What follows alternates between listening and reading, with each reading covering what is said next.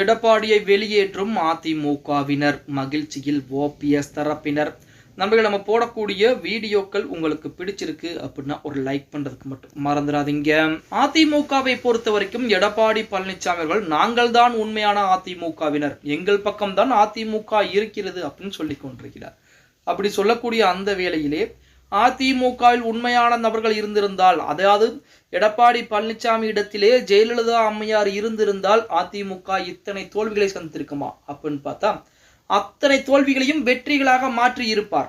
ஏன்னா ஜெயலலிதா அம்மையார் plus OPS இந்த மாதிரி முக்கியமான தலைவர்கள் பூராமே அதிமுகவிலே இருந்திருப்பாங்க. ஆனா இப்ப எடப்பாடி பழனிசாமி, ஆர்பி உதயகுமார், ஜெயக்குமார், இந்த மாதிரி செல்லூர் ராஜு அவர்கள், செல்லூர் ராஜுவை வைத்துக் கொண்டு இந்த நாடாளுமன்ற தேர்தலிலே அதிமுக 3ஆம் 4ஆம் இடத்திற்கு போகக்கூடிய ஒரு அவல நிலைக்கு வந்து விட்டது.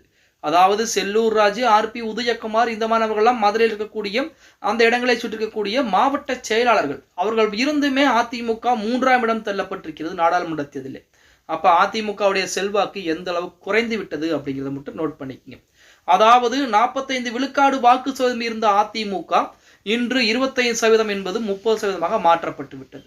நேற்றைய தினம் பார்த்தீங்க அப்படின்னா செல்லூர் ராஜு ஒரு பேட்டியை கொடுக்கிறார். என்ன பேட்டி அப்படின்னா, அதிமுகவிலே 2 கோடிக்கும் மேற்பட்ட தொண்டர்கள் அப்படிங்கிற இலக்கை நெருங்கி அடைந்து விட்டார் எடப்பாடி. 2 கோடி தொண்டர்களை ஒன்றிணைத்த ஒரு மாபெரும் ஒரு தலைவர் எடப்பாடி அப்படின்னு சொல்லி ஒரு பேட்டியை கொடுக்கிறார்.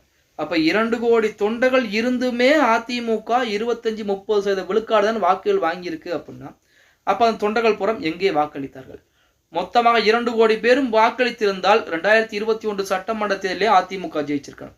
இந்த நாடாளுமன்ற தேர்தலே பகுதிக்கு பகுதி இடமாவது வந்திருக்கணும். ஏன் வரல?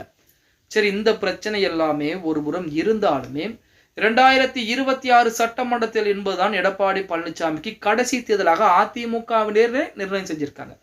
2026 சட்டமன்ற தேர்தலில் மட்டும் எடப்பாடி பழனிசாமி தோல்வியை சந்தித்து விட்டால், அதாவது இப்ப இருக்கக்கூடிய அதே நிலைமையை நீடித்து அதிமுக தேர்தலை சந்தித்தால் கண்டிப்பாக தோல்வியை தவிர வெற்றி என்பது கிடைப்பதற்கு வாய்ப்புகள் என்பது மிக மிக குறைவு. ஏன்னா திமுகவும் பாஜகவிற்கும் ஏகப்பட்ட போட்டிகள்.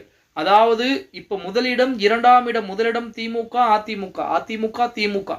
இந்த போட்டியை தவிர்த்து திமுக, பாஜக, பாஜக, திமுக பிளஸ் தமிழக வெற்றி கழகம், அதுக்கு அடுத்தபடியாகத்தான் அதிமுக. இந்த நிலைமைக்கு அதிமுகவை கொண்டு வந்து விட்டார் எடப்பாடி பழனிசாமி அப்படின்னு சொல்லலாம். இந்த 2026 சட்டமன்ற தேர்தலில் மட்டும் அதிமுக தோல்வியை தழுவி விட்டால் கண்டிப்பாக எடப்பாடி பழனிசாமியை அதிமுக தொண்டர்களை வெளியேற்றவர்கள் எழுதி வச்சுங்க. இது நடக்குதா இல்லையான்னு மட்டும் பாருங்க. ஓகே गाइस, வீடியோ பிடிச்சிருந்தா மறக்காம ஒரு லைக் பண்ணி விட்டுருங்க.